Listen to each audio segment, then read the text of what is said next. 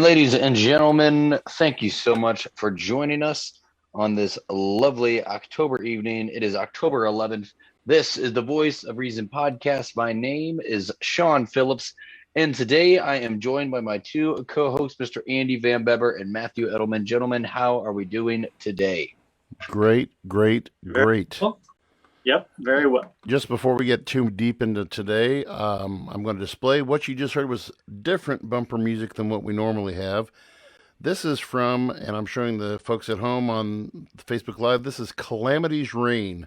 This is a Clopton graduate. This is the name of the album and the name of the group he calls himself. But this guy, this is Charlie Tadlock. I don't know what year, I can't remember what year he graduated, but he does some great stuff.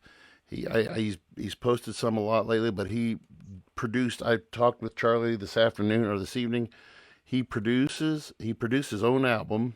So he did the drum machine, he did the bass, the guitar, and then the synthesizer and everything. So we want to give a shout out to Charlie Tadlock. And check him out on wherever you get your music at, pretty much. He's on Spotify. He is on Apple Music. I downloaded his album yesterday, and I listened to it. And I've got two tracks. I told Charlie, I said we'd use him for bumper music this week and next week, so we'll play another one of his tracks next week. But that is Calamity's Reign, so check him out. Yeah, that was awesome. I was wondering. I was like, did we get new intro music? But no, that is that was awesome, man. And Calamity Reign, you said? Calamity's Reign, R-E. Cool. That's awesome. Calamity with a K and Reign, Reign. Calamity's Reign. Nice. Really nice. And Matthew, how are you doing? Did you get any good nudes today? It looks like, or yes. Yeah, so I'm doing well. My wife and I took a anniversary/birthday weekend in Chicago last weekend, and she surprised me with this shirt. And about the ramen noodles, interestingly, I've never had ramen noodles. Yes. So I don't even know how ramen noodles taste. I've never had them. You mean you never ate those at all in college? No, I never did. Oh my! I never did. That's too much. That is too much. I worked at a restaurant in college and just stole food from there, and that's how I got by. What restaurant did you mean the cafeteria? No, the Riverside Cafe. You worked at I didn't know you worked at the Riverside Cafe. Oh my God. They had a terrible way of tracking inventory, so we used to order steaks, but then write up a $6 cheeseburger, take it home with us. It was incredible. Right. Well, Sean knows all about that from being in the industry, so. Oh man, I one of my favorite stories, and it's not even like a particularly funny one or anything, but we had a chef when I worked at this place called Overlook, or the station before it had burned down. Yep. We had a chef whose name was Russell, who was like kind of a B film version of Gordon Ramsay, just a total dick, had the same haircut, but the man could cook. And he had actually worked in the White House kitchen during the Bush administration. Yes, a very legit chef. And I will never forget, there was a day where none of the dishwashers came in. They were all no call, no show. And I wasn't typically, I didn't really do dishes. I was a server, worked in the kitchen doing like some line stuff and worked the broiler from time to time. And he called me and he was like, "Hey man, what do I got to do to get you to come out and wash dishes for me tonight?" And I said, "Pay me $5 extra an hour than I would normally make, and make me a steak of my choosing." And he said, "Deal. Get your ass on down here." And Nice. one of the best nights washing dishes of my life. I would have done it over and over again if that was the deal. Because yeah, that's great. Man, it was fantastic. Oh yeah, always good. Oh my God. Well, gentlemen, how was your guys' weekend? Did you guys do anything fun? I am in the middle. Besides, I'm in the middle of what I call the month from hell in the DJ business, but it's not a bad thing. And I've been doing DJing for 20 years, and this is the first time that I've booked 4 weekends in a row, and I'm Mm. smack dab in the middle of it. Just got done doing 2 weddings.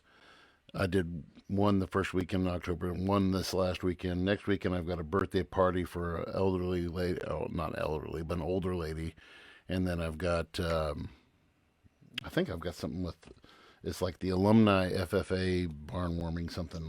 I'm hoping it gets canceled or something. I know that's terrible, but I'm tired, so. Yeah, You yeah, yeah. My kid was on fall break, so he had Friday and Monday off. Yesterday we went to an amusement park in Santa Claus, Indiana, called Oh, Holiday yeah, World. yeah, yeah, yeah. yeah, I've heard right. of that Yeah, place. Yeah, yeah. yeah, How yeah. is it? I've never been, but I've heard of it. I've never been. So it's really actually really great. It's really clean. It's like and for like it's free parking. So and you get free sodas, Nice. like free sunscreen, free hand sanitizer, whatever. They got these like Wow. Pepsi Oasis is what they call. They're peppered throughout the park. You just go get you a cup, and it's got like a dozen different kinds of sodas you get there for free. Wow. We went there with another couple who have boys about my son's age, and I used to be a roller coaster freak, and now I've got to space it out, man, because if I do too many in a row, I'll be thrown up in some bush somewhere. My Yeah. kid ate a big bowl of ice cream and then went on that silly silo thing that just spins Oh, around. we've talked about And those. Did he throw it up? Mm. no, I warned him. I was Mm. like, dude, like you were gonna narf this, and he was like, oh, fine, and he was, and I Mm. couldn't believe it. There's no way I was getting on that. Speaking of your son being with you last weekend, Matt, while we're at it, let's delve into the latest episode of Matthew's marriage tips real quick. Oh yeah, he likes to be in those. Yeah. All right. Here, let me see. Where's my? Okay. We'll try this. If you guys can hear it, if not, we'll just go with it. Hey guys, another one of Matthew's marriage tips for you. Your woman will appreciate you spending your afternoon watching football because it will give her more time to mop the kitchen floor. So go ahead, gentlemen. Sit back, relax, and she will appreciate your thoughtfulness. See ya.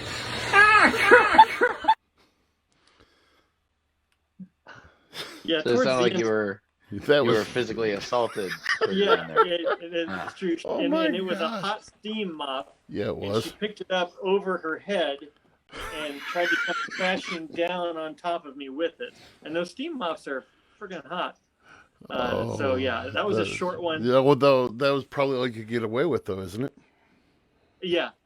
Luckily, I was positioned in the hallway so I could run. There you go. There you away. go. Yeah. Classic I just stuff. wish my scream was a little more manly. I mean, I didn't expect her to do that.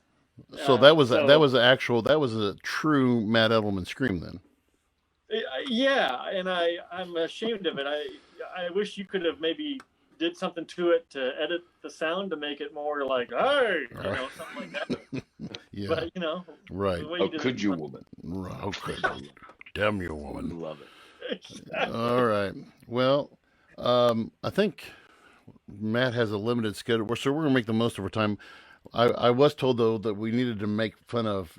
I mean, we went 32 episodes in, and I have never noticed. Matt noticed that Sean has Yeah. a circular bed behind him, I do, Yeah. yeah. and yeah. so that's we're gonna save that discussion for another day. Boom, chicka, wow, wow. Yeah, I know, right? Oh yeah. Oh, But yeah, we that do want is- to. I do want to also point out. Last week was a record week for us. We want to thank Sean Yates for being on with us last week. Just before the show tonight, I just checked. I'm with Matt here. Matt was asking about how show was going, and so we had 50. We had 52 downloads just in 1 week alone. Now we've had. We're getting close to about, I think, 500 or 600 downloads total. But just last week alone, 52 downloads, and then we had another 20 views just on YouTube.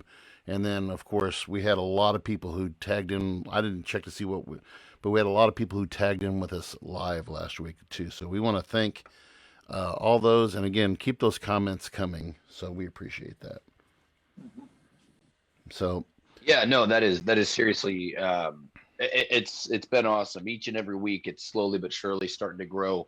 And again, we couldn't do it without the listeners. And I do. Before we jump into everything, I just want to give a quick shout out to a couple of different businesses. First and foremost, Van Beber and Sons DJ Service.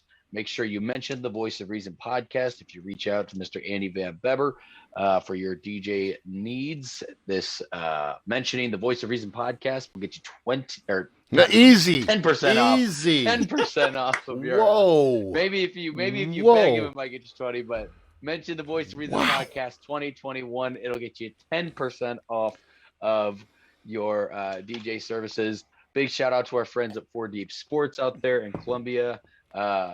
Check them out on Instagram, 4 Deep Sports. Also, American Traditional Coffee, Yes, AmericanTraditionalCoffee.com. Right now, all inventory of coffee, cups, and shirts is 40% off right before we are doing a rebrand. So there's going to be some great new products. So yeah, hopefully those 3X are shirts too, please. 3X shirts for the a fat guys. special someone. Yeah, Yep. yeah. Well, let's jump into things. I do want to say a real quick thing that we can totally discuss later, but the big breaking news out of this evening has been John Gruden has officially stepped down as the head coach of the Las Vegas Raiders. That is new as of the last 30, 45 Really? minutes. I haven't even heard Yes, more emails have surfaced today for the tracing peppering back to about 8 years up until about 2018. Okay.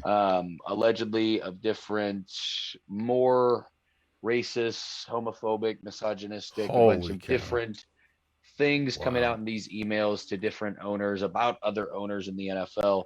Looks like him and Mark Davis had a quick meeting. As more unravels over this next week, this is a pretty big thing in sports, so we'll definitely talk about that next week. Yeah. But Yes. Wow. the big thing we Wow. want to talk about today is we're going to go in depth about this Facebook whistleblower that has kind of led to it's been very interesting. Facebook this last week and a half has kind of gone through a couple of different bumps in the roads. And Andy, do you want to kind of Sure. take the dive and let the people know what's happening? Well, as many of you know, last Monday, Facebook and Instagram and the WhatsApp was down for approximately 5 hours on Monday.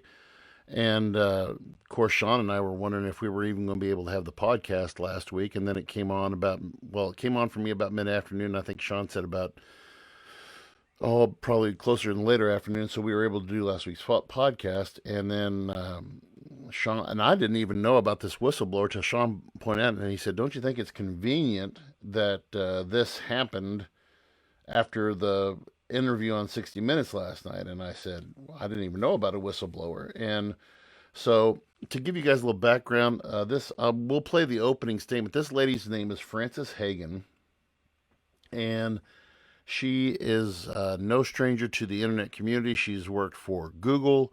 She has worked for Pinterest. There was somebody else that she had Yelp. worked. Yeah, Yelp. You're right. Sorry. Yep. And this woman has a master's in computer-ish. I mean, she's no dummy to the community. She's very well established, and she's a very, I don't know how you want to say it. She's not a farce by any shape of the imagination. So she did an interview on 60 Minutes last Sunday, and then she testified to Congress on whatever day, October the 5th. So whatever day that was. I guess that would have been last Monday. Last Monday. So she testified last Monday to Congress. And we're going to play a little bit of her opening statement. We won't play much, but I do want you guys to hear who this person is, and then we'll go from there. So we'll play a little bit of the clip.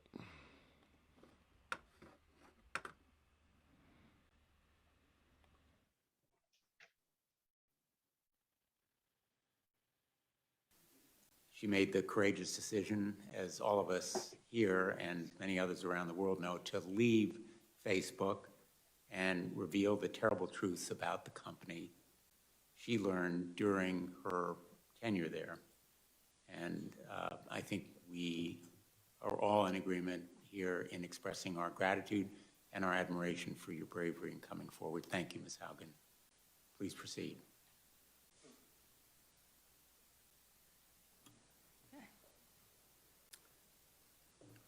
Good afternoon, Chairman Blumenthal, Ranking Member Blackburn, and members of the subcommittee. Thank you for the opportunity to appear before you. My name is Frances Haugen. I used to work at Facebook. I joined Facebook because I think Facebook has the potential to bring out the best in us. But I'm here today because I believe Facebook's products harm children, stoke division, and weaken our democracy. The company's leadership knows how to make Facebook and Instagram safer, but won't make the necessary changes because they have put their astronomical profits before people. Congressional action is needed. They won't solve this crisis without your help. Yesterday, we saw Facebook get taken off the internet. I don't know why it went down, but I know that for more than 5 hours, Facebook wasn't used to deepen divides, destabilize democracies, and make young girls and women feel bad about their bodies. It also means that millions of small businesses weren't able to reach potential customers, and countless photos of new babies weren't joyously celebrated by family and friends around the world. I believe in the potential of Facebook.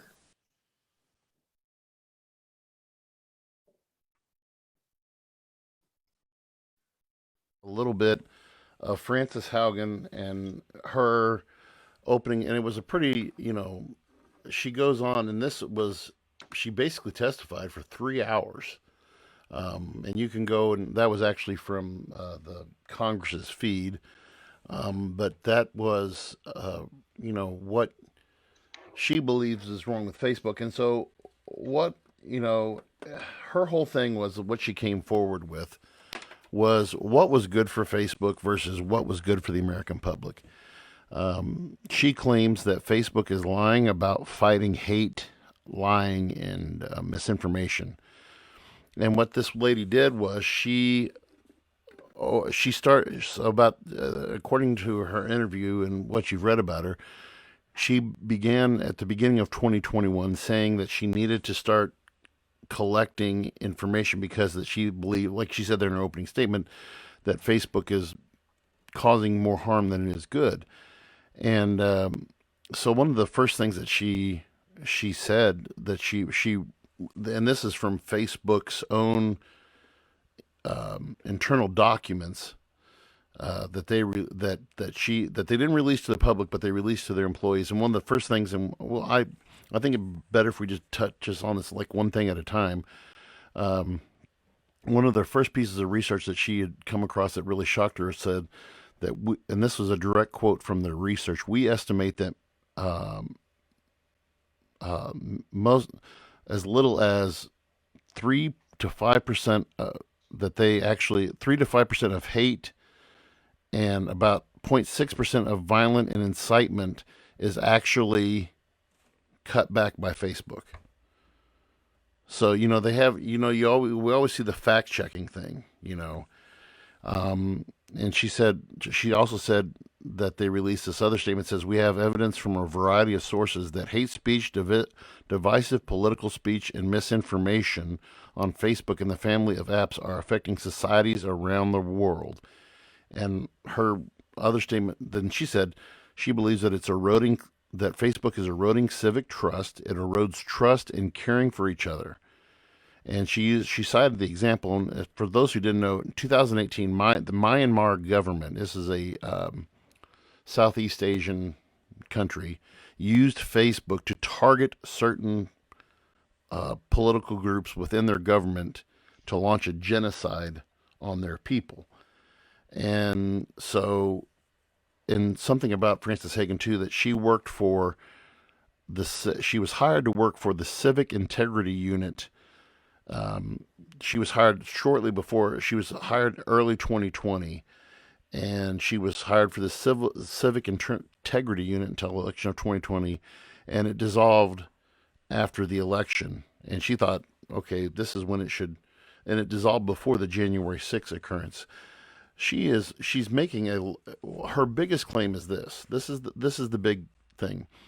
She said that in 2018, Facebook changed their algorithms. And everybody, I'm sure at one time or another, you guys have probably said, man, is Facebook like got something like a mic planted on me or something like that? They can hear what I'm thinking or something like that. Well, what that is Facebook changed their algorithm in 2018, and they began seeing the problem. Well, let me back up. They change what you see on your news feed. Okay, they pick up on what you have interacted with the most within the past. Okay, so what they do is they optimize whatever you click on. So let's say that you click on we call it clickbait on Facebook, but you see the ads, or you see the whatever, or you see the videos. Like I like watching the Rob Dyrdek show, Ridiculousness. I like that, and I get that kind of stuff sent to me. I click on a lot of, like, when NFL does a mic'd up episode, I click on that, and I get a lot of NFL. I get NFL news constantly. Okay, so it picks what you have interacted with the most in the past, and it optimizes that to get you to react or engage more. So what ends up happening is Facebook then makes that money off of that advertise. The more you're engaged, so the more you're engaged into Facebook and into their product, the more money they make. And as of 2021, Facebook is a $1 trillion business. $1 trillion. And another stat that I thought was crazy was 60% of people who have access to the internet, 60%, so we're talking worldwide, 60% of those people who have access to the internet have a Facebook account. And just some of these things that they were coming out, she said that it's a hateful, divisive, misinforming, that misinforming, polarizing content is what gets the most engagement. According to Facebook's own statistics, hateful, divisive, misinforming, polarizing content is what gets the most engagement. It keeps people engaged. And so instead of changing it, it stays the same to keep people on it. Okay, so instead of changing the algorithm, they keep it the same so they can make more money. Because if they change the algorithm, less money. Okay, so they had turned on, and then according to some other stuff that I read, I took a lot of notes down. I'm sorry if I'm rambling, but she also said that they had turned on, they changed the algorithm slightly during the 2020 election to keep misinformation to a minimum during the election, but then switched back to the old algorithm after the election was over. And of course, Facebook was largely, and this was done by a lot of, there were a lot of different sources that cited this, that Facebook was largely used to plan the insurrection. Thank you. Yes, plan the erection. Yeah, it's planned lots of yes, it has planned lots of erections. None bigger than the one in January. Right. Facebook was used largely to plan the insurrection on January the 6th. We saw, pictures of, just everything from advertisements to whatever to be there on January 6th. And one of her most poignant comments was, Facebook amplifies the worst of human nature. Mm-hmm. And I was like, dang, woman, you nailed, And she said, Facebook makes more money when you consume more content. And this was also something else. Two other things I'm going to mention, and we'll just open this up for discussion. But political parties in Europe lodged a complaint last year against Facebook, and this was I took this quote from their statement that they issued along with the complaint. They said they feel, this is quote feel strongly that the change to the algorithm has forced them to skew negative actions in their communications on Facebook, leading them into more extreme policy positions. Facebook forced them into more extreme policy positions. Basically changing them in the way that they lead their countries. Okay. The last thing I want to mention, then we can go back over whatever you guys want to talk about. her other thing is this is again from internal research that they did. It said that Instagram harms teenage girls. 13.5% of teenage girls said in a study says that Instagram makes thoughts of suicide worse. And part of that is that he said 17% of teenage girls says Instagram makes eating disorders worse. As they consume the content, they consume more and more, making it worse, hate their bodies more, and self-harming and all that other stuff. And Facebook said last week, I caught this news blurb that Facebook said last week that it would postpone an Instagram app for younger children. I was like, thank God. And so what has happened this week? So as of Monday, when her testimony was given, Ms. Hagen's testimony, they filed a formal complaint against Facebook at the SEC, so the Securities and Exchange Commission, on the grounds that Facebook has withheld information from their investors. They lied to their investors. They withheld. And so the big question was, okay, well, will this lady get in trouble for releasing these documents? Well, there was a thing that was released about 10 years ago, an act that was passed by Congress that said any internal document that has been done by any company has the right to be brought forward and shown to investors and to the public. And, and I watched quite a bit of her testimony today. I had to take Briley to the ortho, and I was watching a lot of her testimony. And one point that she brought up that I thought was really interesting, she said, back in the 70s, big tobacco said that, filtered cigarettes are safer for people. You found them to be false, and you regulated them. And then he said, car companies said, hey, our cars are safe. And then we found out that without seatbelts, your chances of dying in a car crash are greater. And she said, Facebook and she said she has no ill will towards Mark Zuckerberg because he's created this, what started out as an innocent social media platform that has blossomed and mushroomed into this thing that has gotten people more involved with social media than the real world. And they, like she said, it amplifies the ugliness of our world. Mm-hmm. So what do you guys think? I already can tell you, I agree totally with what she said, but at the same time, Facebook has become, it is probably, I would imagine it's probably the biggest social, 60% of the world or 60% of the people who have internet have Facebook.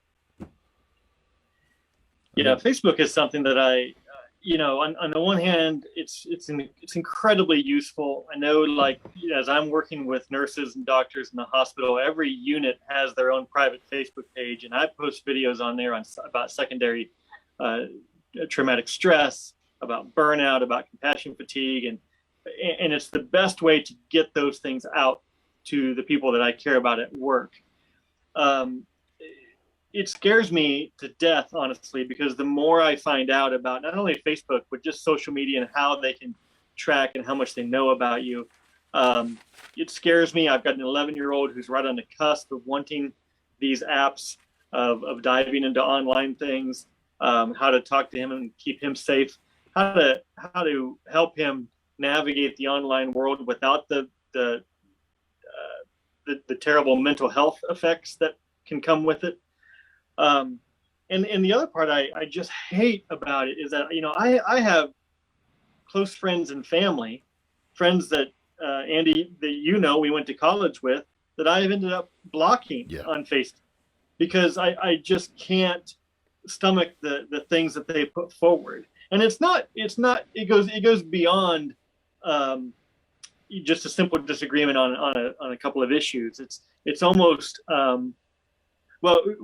when Ms. Francis talked to Congress, and she talked to 60 Minutes, I think it was, and she said, hate and anger is far easier to inspire than any other emotion, right? It's so sad. So you get these people who get so ramped up in hate and anger and rage that you cannot convince them to come down to a moderate position, because moderate is boring. It doesn't inspire those same feelings. It doesn't get the adrenaline going and all of that.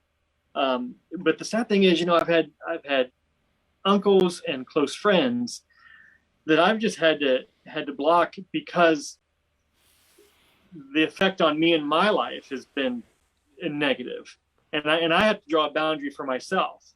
And on the one hand, I know who they are as a person beyond their views, and I can love and respect that. But the rage and just the conspiracy and all of that they just continually put forth, I have to draw a boundary for my own health and say, like, I can't do it. I can't invite this into my life, and so I can't invite you in my life. Well, and just to add on to that, if I can, Matt, Yeah. it's been probably about a year ago, I think, when this happened. It was during the heart of the election, and you called bullshit on me one time, and I don't know if you remember this or not, but he'd messaged Matt we, like I say, we're pretty close friends, and we'd visited. I mean, when I went on vacation 3 years ago, we visited each other and everything, and we connect when we can, and we'll talk on the phone. But he's like, look, I'm calling you out on this, and so I ended up calling Matt on the phone. We talked for about an hour, and I just said, look, I didn't even know, and again, not to schmooze Matt too much, but but to let him know that that's kind of the way I've shifted my chain. And he still calls me out from time to time. He's called me out on minimum wage stuff and everything like that.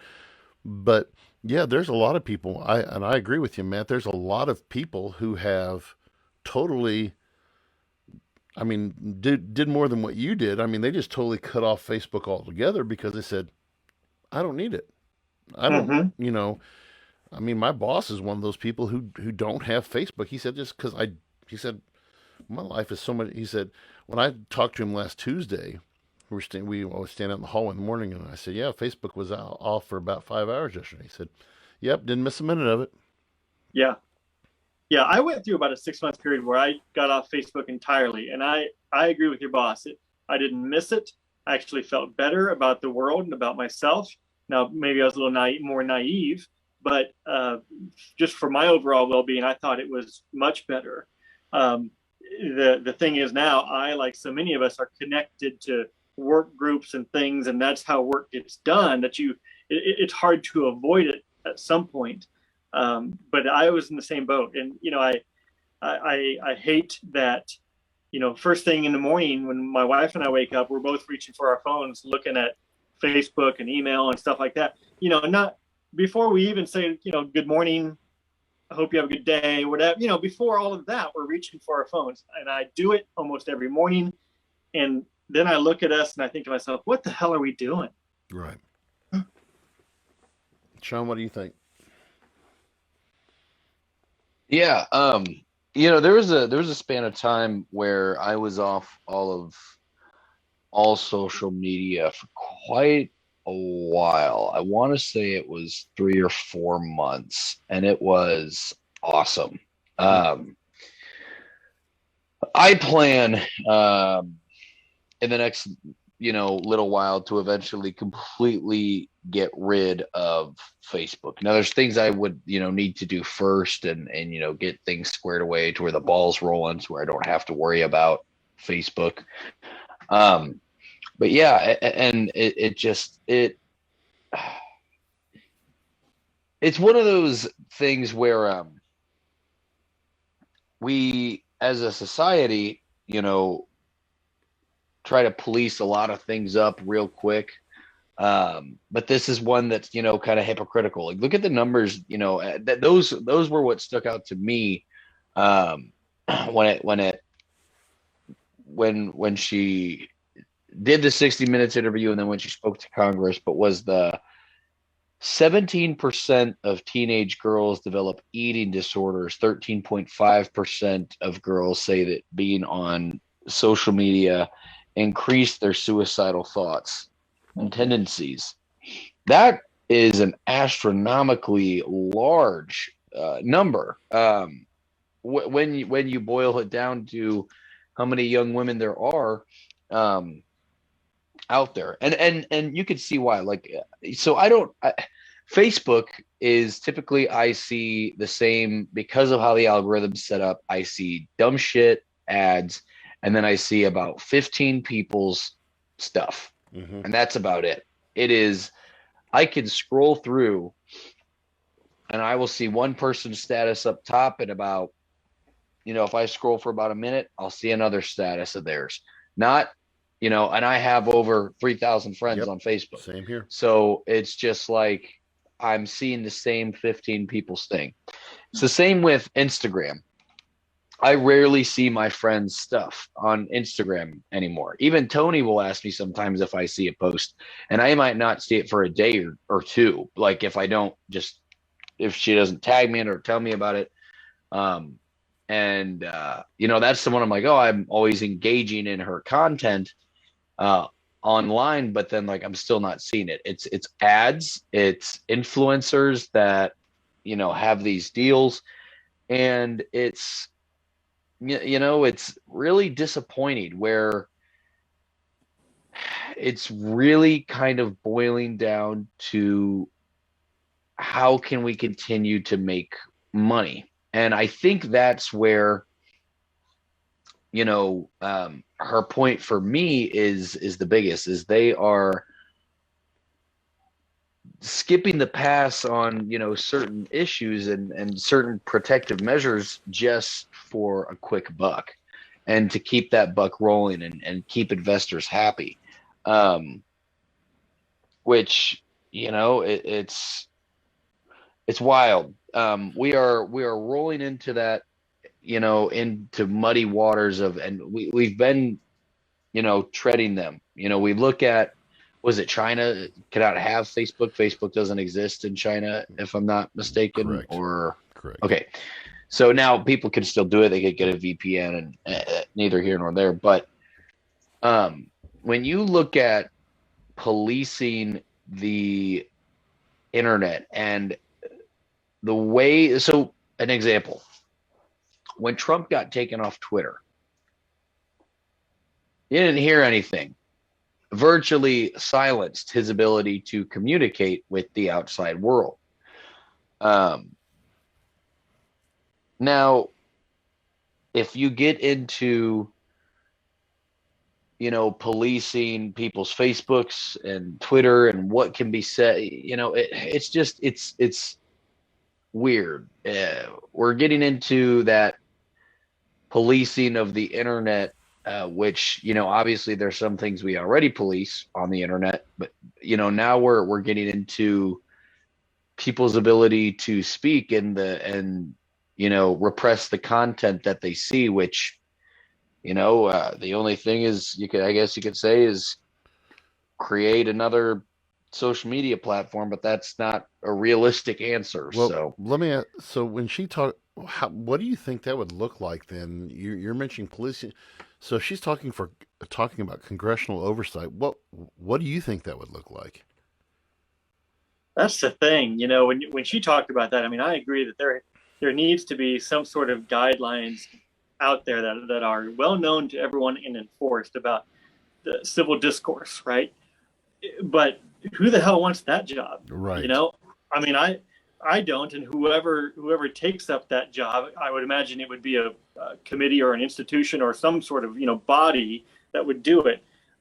Puts themselves immediately in the firing line from free speech people, from everyone who, I mean, it just seems anti-American at the start. But something needs to be done, absolutely, to promote quality civil discourse, critical thinking, these types of things. I just wouldn't want the job. Well, and that's, and Facebook issued a statement after the 60 Minutes interview, and I don't know if anybody saw that or not, but basically what it boiled down to is, if there's a solution out there, we can't find it. And that was really disheartening to me to think, okay, because now you've created a monster. And I mean, but Facebook has is this, and she mentioned it. Facebook is this part of everybody's integral everyday life as far as small business. I mean, what we're doing right now, I mean, it would be hard for us to get it out and say, hey, I mean, we could broadcast on YouTube. YouTube has a live content section. Instagram does not. I think TikTok does have a live broadcasting section.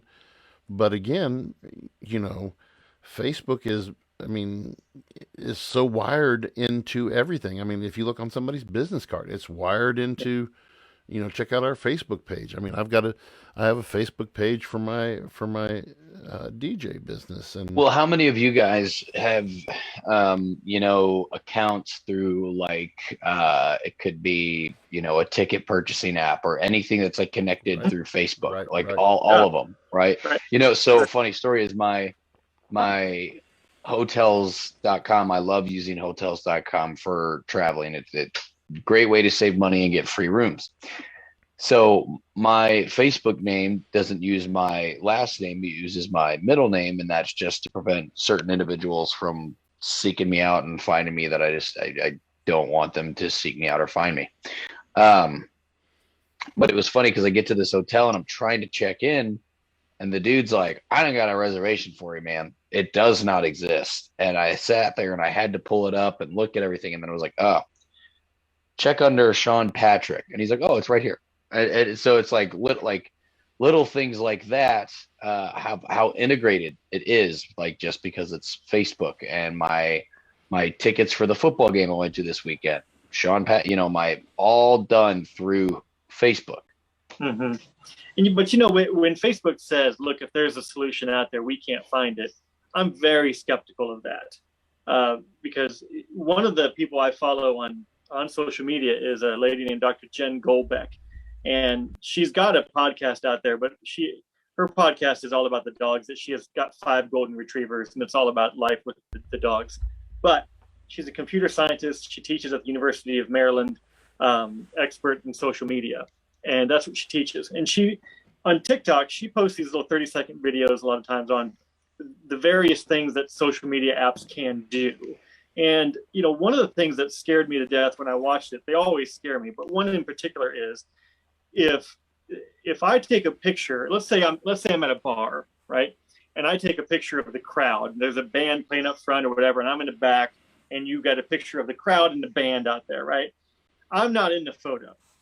But if I send that photo to Sean, and Sean puts that on Facebook, Facebook knows it came from me based on the scratches and the dust particles on my camera lens, which are like an individual fingerprint on everybody's phone. Your scratches, your dust particles on your phone are largely unique to you. And Facebook knows that because of the photos you have posted on your own profile. So it knows the photos that I've taken and put on my own profile. They can tell what scratches and dust particles are there. So when Sean posts a photo from me, it can look at it and say, oh, that came from Matthew. And that kind of ability to me, like I would never fathom someone coming up with the ways to do that. So you're telling me you can do that, but you can't figure out a way to rein in disinformation and promote good civil discourse. I just can't buy it. well, and earlier we mentioned the Chinese do not have Facebook. I will tell you this: what Chinese does have, and I had to look it up to make sure I got the name right. But it's called let's see, it's called WeChat app. Okay, now WeChat has over 1 billion users in China.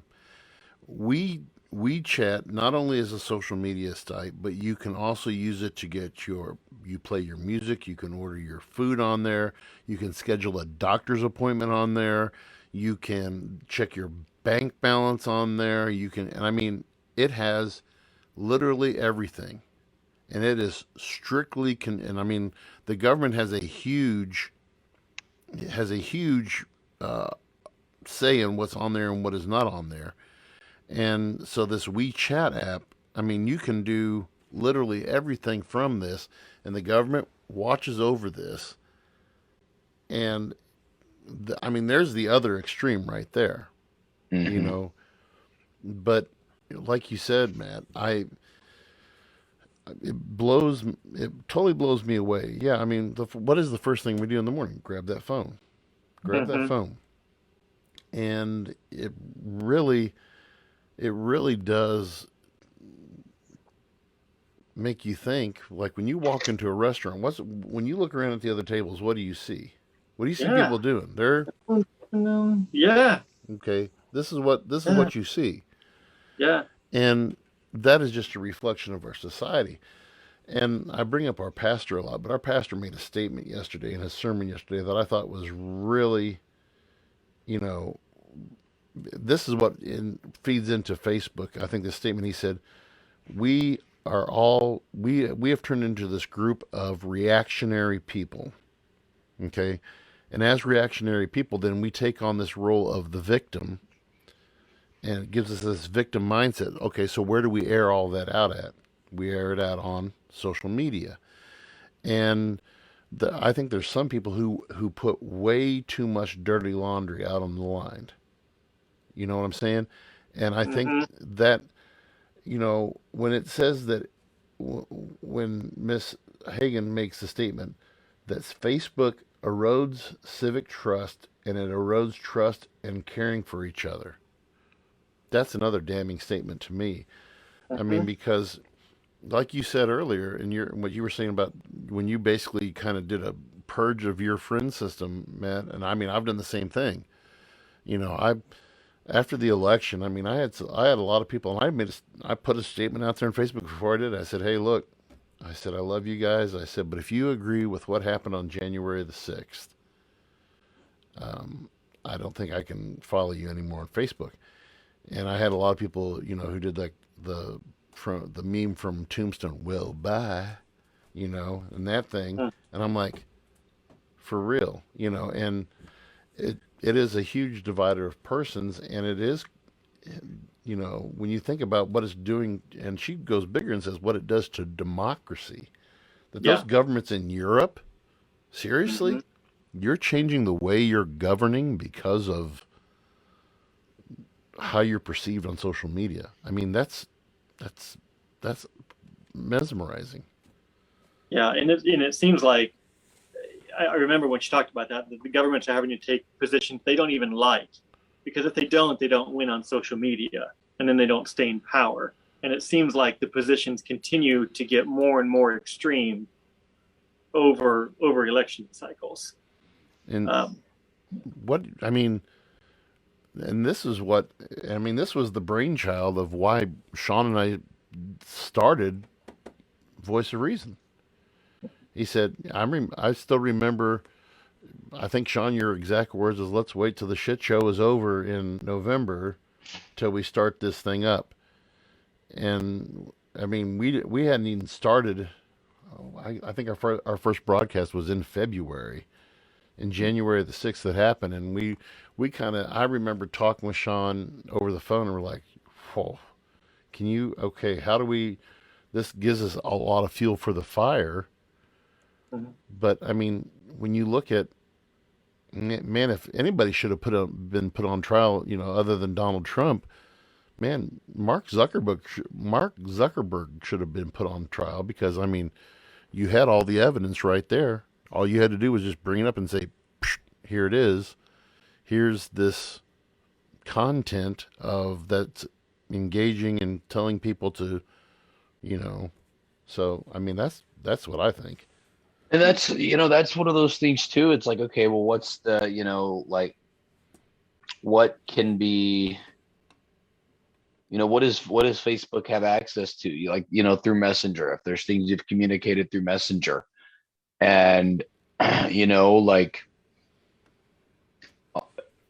does Facebook get red flags? Do they get do they get things when people are communicating through silent channels? Like, but if they're using Messenger, are they getting red flags if people are plotting to commit a crime, plotting to commit this, but it would just depend, right? Like, I'm fairly certain if I had to go out on a limb, there's probably, people out there that let's say might deal drugs that do communicate through Messenger to break the law to sell drugs to one another. Now, let's say that doesn't get flagged, but then let's say like if a group is like, hey, we're going to go picket um, at the Capitol, not do anything crazy, but go picket, and then all of a sudden that gets flagged. Like, so what would be, then it's just, and I've always heard too, like whenever you get those apparent, I'd have to look more into this, so don't quote me on this, but I've heard that allegedly, like whenever things get like reported, right? If you report something and Facebook looks into it, it's an actual person that is actually looking into the thing. It's not a computer. So you have all these people that literally sit there in front of screens all day looking at a lot of violence, a lot of death, a lot of child pornography, laws being broken, lots of all kinds of crazy shit that gets uploaded on Facebook that they have to flag and take down. Or, when you get the little, this is viewed as offensive, see why. And then, you click, that's a person that is making that decision. So if something gets pulled up, then, if it's on Facebook, what if someone's just digging through your messages and has access to your messages or what you've been communicated? Is that a breach of our, privacy? How much do they really see? It's that same kind of argument that, was made where Apple was going to have access to your photos, to where the goal was was essentially to get rid of pedophiles off of their phones. Is that Apple would have a AI technology that would go through your phones to see if you have child pornography on your phone, and if you did, you'd be flagged, and then authorities would be contacted, or what's the next step after that? And well, what if you have something on your phone that's not child pornography but might be considered regular pornography, and then all of a sudden that's it, Apple has that, and it's the same with Facebook. It just gets into very,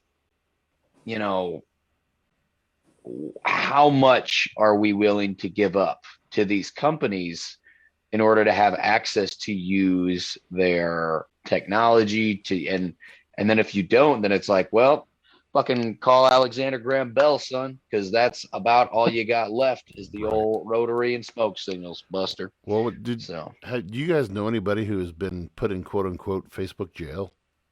I have many times. You have? Yeah. Describe what that's like, Sean. What's behind that? What did you do to get in jail?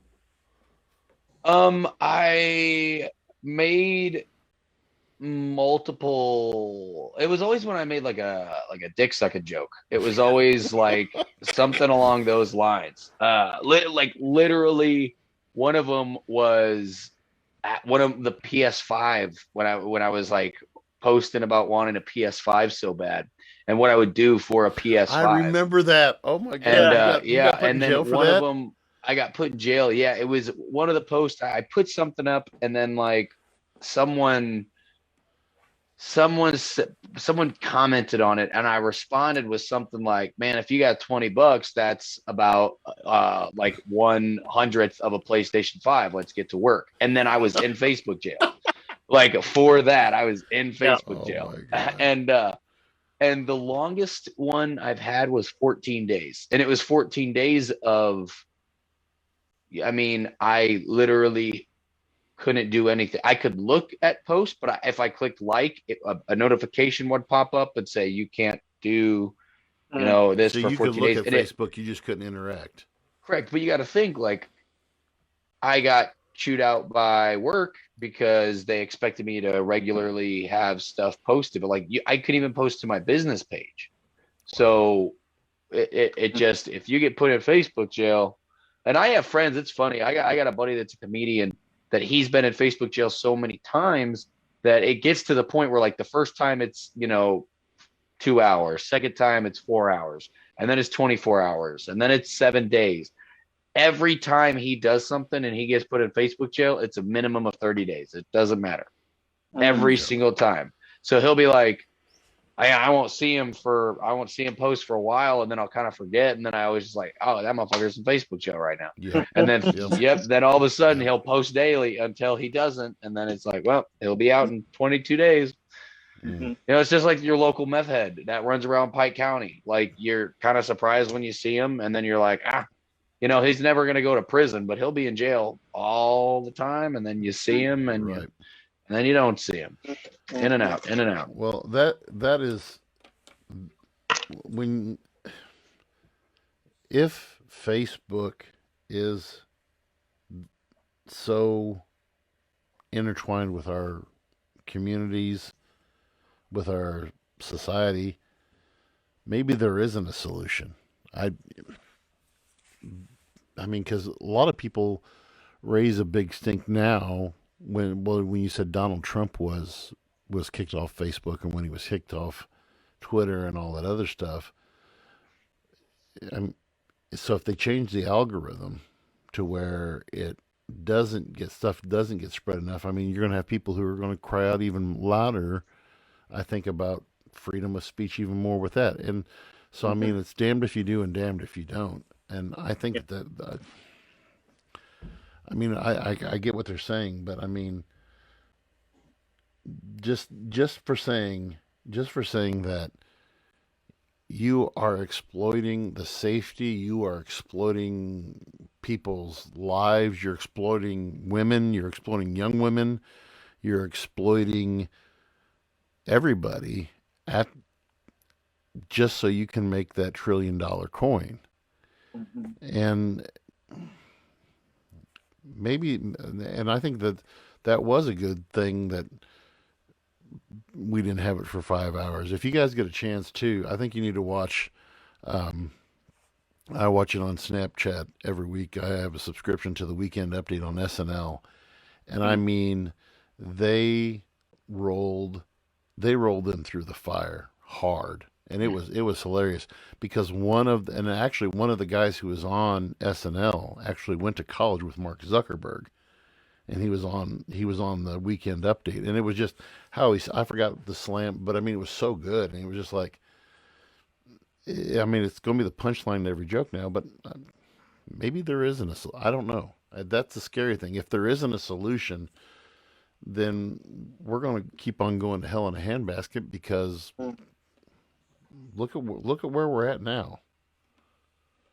How long have you guys been on Facebook? When did you start your account?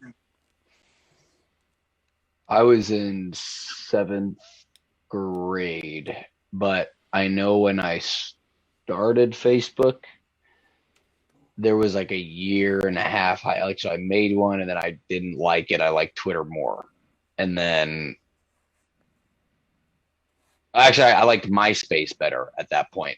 Wow, there you go. Yeah, I did. Yeah, but yeah, it's been well over a decade. Yeah, for me at least.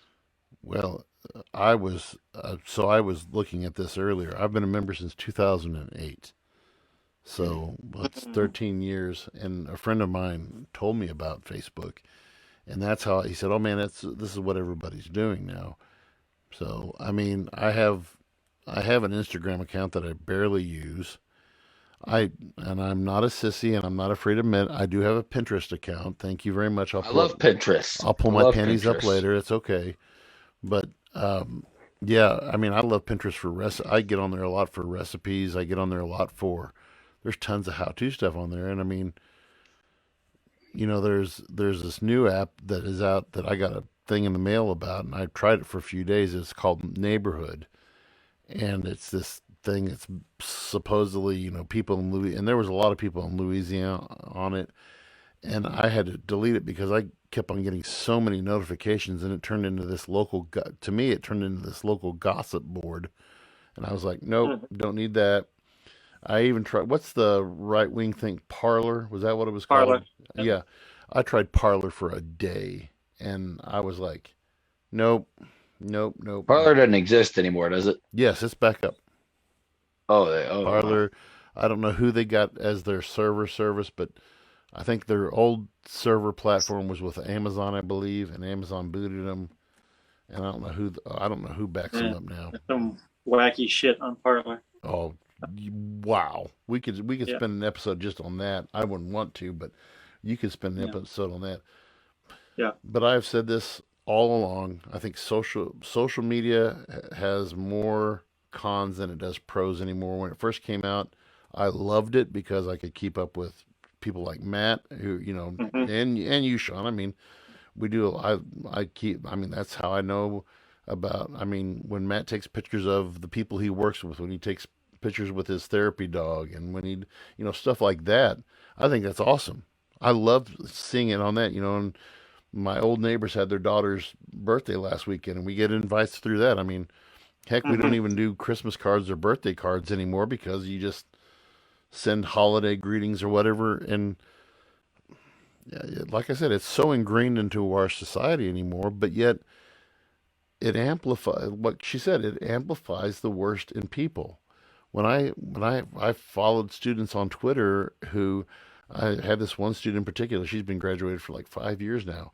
Girl would never say 2 words in class, but man, she shouted. I mean, practically shouted on Twitter, and I followed her on Twitter, and I mean, she was just, I'm tired of all your mother, all this. And I was like, whoa, I didn't even think, and but like you said, there's no filter button, there's no anything. And I mean, I think that's why they say that you need to be careful about, because it is always out there. It's always out there, and you need to be cautious about what you put to Facebook or any social media, period. Yep. Gentlemen, I need to step off. I've got a busy day at work tomorrow, but I wanted to spend some time with you all. And I think we're getting ready to close up shop anyway for tonight, aren't we, Sean? Yes, sir. Yeah. Oh, very good. Very good. So, I'll hang out with you for a little bit. Yep. So, well, again, a fun episode, and quick, short, sweet, to the point. As more stuff comes out from this, we'll definitely keep you guys updated. We'll kind of do like an umbrella and kind of go back through some of the stuff we've talked about in the last month or so, and then more info that we get on some newer issues. We'll throw in there. Yeah, but before we do sign out, gentlemen, is there anything that you guys would like to add or say to our lovely listeners? Thank you, Mr. Eddleman, for joining us again this evening. Mm-hmm. I always like seeing you in front of that nice thing on your wall back behind you there. I live in a theater. You don't know that, but and now I'm going to be more self-conscious about Sean's circular bed behind him and what funky things. I've got so many questions. Well, and next week I will have so many answers. There you go. But, God, thanks, Matt. We appreciate you being on, buddy. I want answers. I want diagrams. I want maybe a whiteboard. Can you incorporate a whiteboard into? I'm sure I could get a whiteboard in here. Yeah, tons of them. Tons. Interesting. All right. Yeah. Well, thank you again. Oh, and also again, remember to check out Calamity's Reign on YouTube. It's on Apple Music. It's on Spotify. Give Charlie a listen. I think it's just an instrumental album, but I think you'll enjoy. Yeah. And again, make sure you guys check us out on Apple Podcasts, Spotify, Podbean, Google Podcasts, right here on Facebook, YouTube.com, Voice of Reason Podcast 2021. Check us out for all your podcast needs. Again, I've said it, it's a broken record, but please, I mean it from the bottom of my heart. Give us a share, comment, like. If there's anyone you know that you think might like to give us a listen, please let them know about us. The more the merrier. The more people that listen, the more resources we have to get to do this and build this into something special, to where hopefully I can get off of OnlyFans and my photos on the round bed, and I can make money elsewhere. So thanks again for listening with us, and we can't wait to talk to you guys. Until next week, we'll see you then.